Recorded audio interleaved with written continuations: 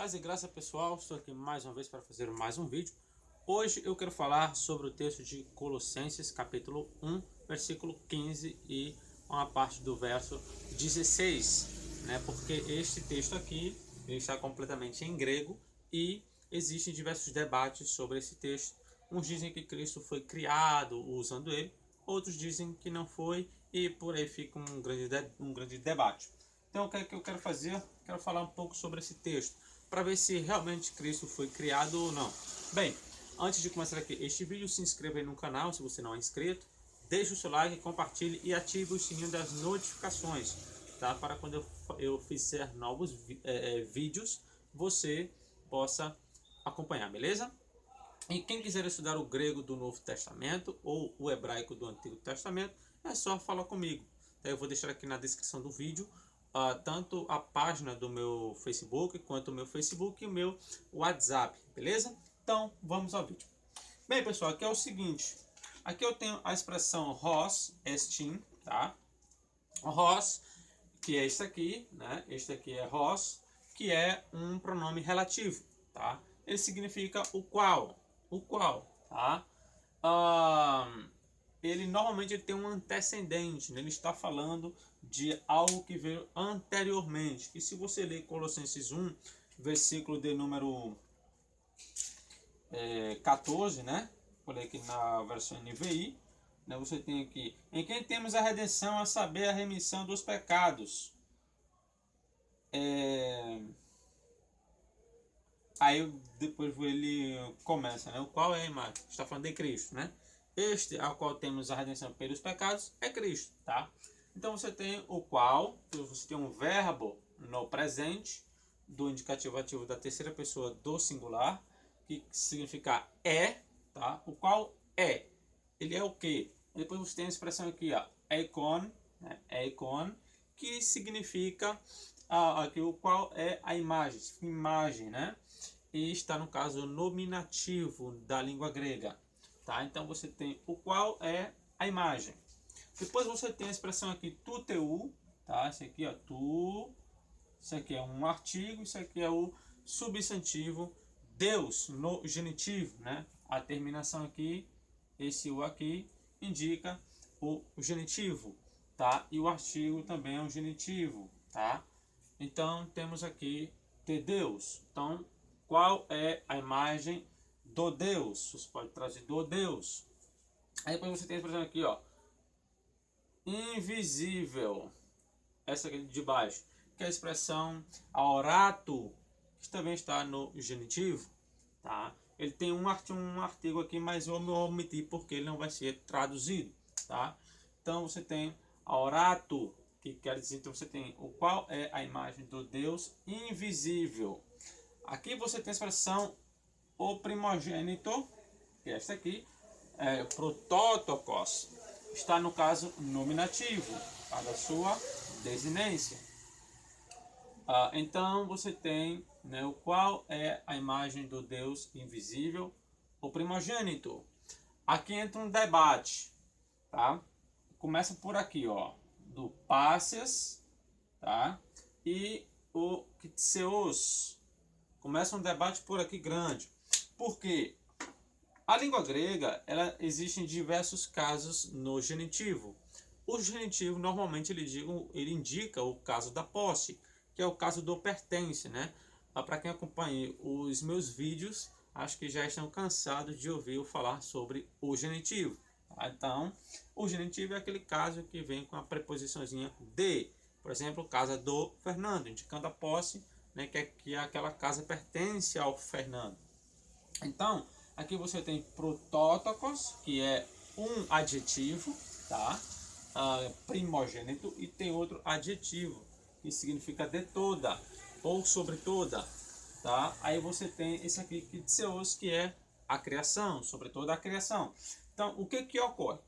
Na língua grega existem mais de 30 genitivos, mais de 30 significados para o caso genitivo.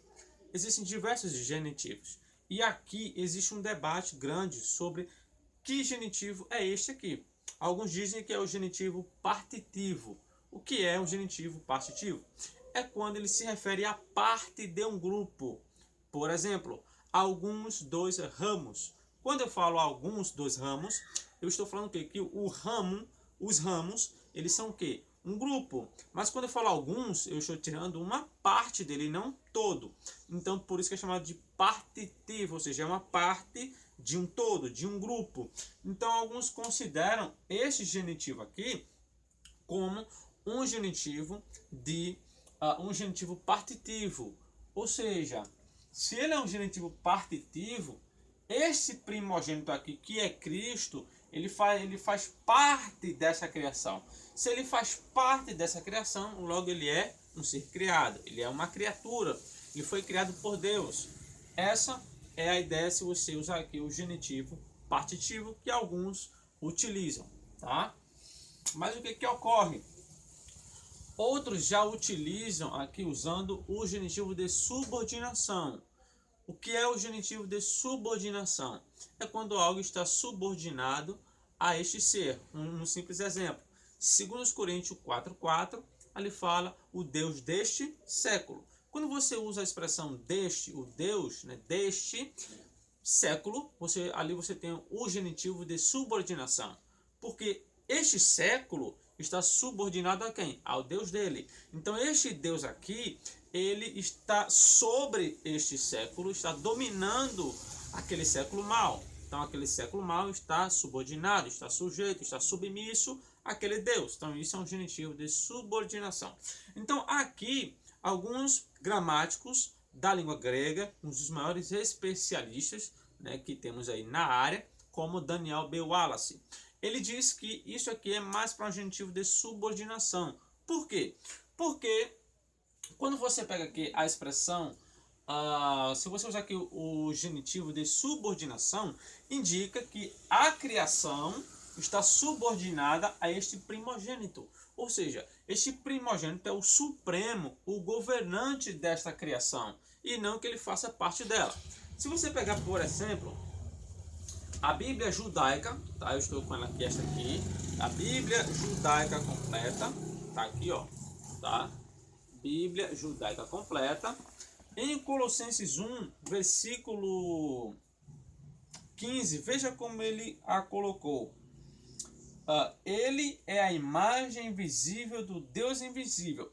Ele é supremo sobre toda a criação. Então isso aqui ele colocou sobre toda. Ele não colocou de toda, né? Ele coloca sobre toda. E ele pega a expressão primogênito e coloca como o que? Como supremo. Foi exatamente o que eu estava falando aqui. Se você pegar este genitivo e ver ele como um genitivo de subordinação, indica que ele é o supremo sobre essa criação. A Bíblia judaica faz isso, né? Ela pega a expressão primogênito e verte para supremo, para indicar, eu acredito que ele é quem entendeu que este genitivo ele não é um partitivo, e sim um de subordinação.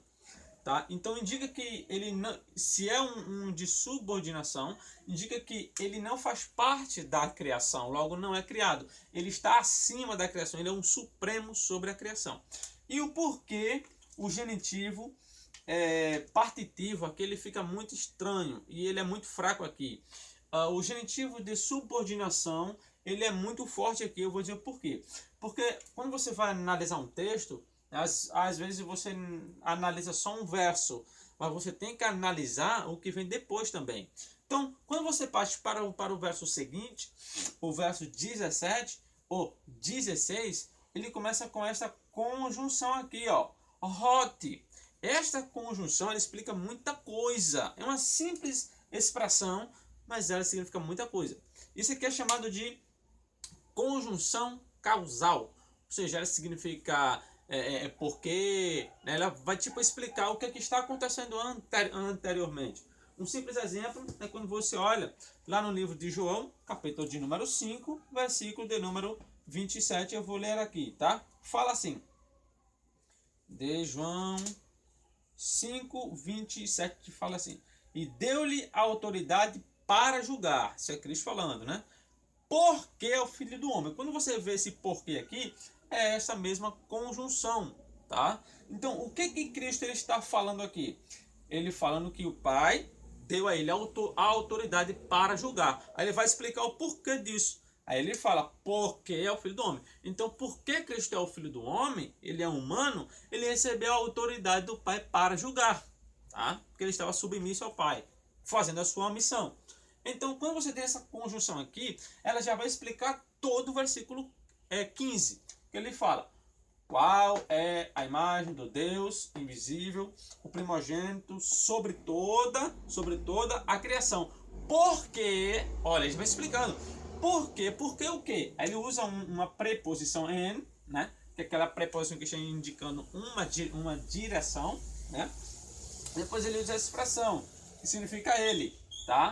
Porque em ele, mas você não traduz em ele, né? Porque senão fica estranho. Então você traduz nele, tá? Porque nele, aí depois foi criada. Aí você tem que foi criada, que é um verbo no auristo passivo indicativo da terceira pessoa do singular. Porque esse é aqui, ele vai indicar o tempo passado, né?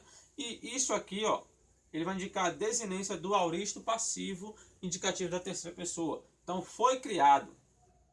Aí depois você tem aqui a expressão, isso aqui, né, que é o panta, né? Todas as coisas, isso aqui, todas as coisas, né?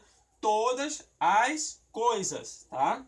Então, por que Cristo é o primogênito de toda a criação? Porque nele foi criada todas as coisas, tá? E não porque ele foi criado. Então, o verso 16, ele já explica tudo. Ele já está dizendo que Cristo é o primogênito porque nele, tá? Foi criada todas as coisas. Se você continuar lendo, ele fala tronos, né? Governos, principados, as coisas visíveis e invisíveis e etc. Aí depois no final ele diz, tudo foi criado por ele, né? Por meio dele e para ele. Então, se tudo foi criado por meio dele, ele não faz parte da criação, porque tudo foi criado por meio dele. E quando você lê o livro de João, capítulo 1, versículo 3, diz que... deixa eu ler aqui, tá? Deixa eu ler aqui. João 1, 3, eu leio aqui na versão NVI, tá? Ele fala assim, todas as coisas foram feitas por intermédio dele. Sem ele, nada do que existe teria sido feito. Então, se sem Cristo, nada do que existe teria sido feito, então fica muito estranho ele fazer parte desta criação. Já que sem ele, nada do que passou a existir veio à existência. E se nada do que passou a existir veio à existência sem ele, logo ele não pode fazer parte dela.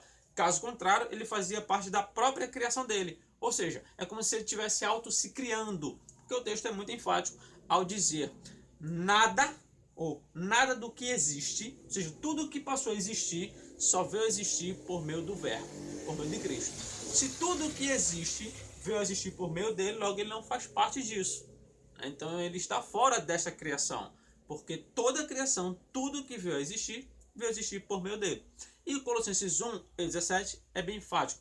Ele é antes de todas as coisas, e todas as coisas subsistem por meio dele. Então é muito simples de você resolver este problema aqui, tá? Então a conjunção hot, ela é muito fundamental para a análise do texto todo. Se você olhar do verso 15 aos versos, né, 17 ou verso 18 ali, tá?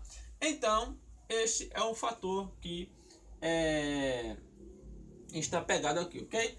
Então ele é o primogênito de toda a criação. Por quê? Porque nele foram criadas todas as coisas. Porque tudo passou a existir por meio dele.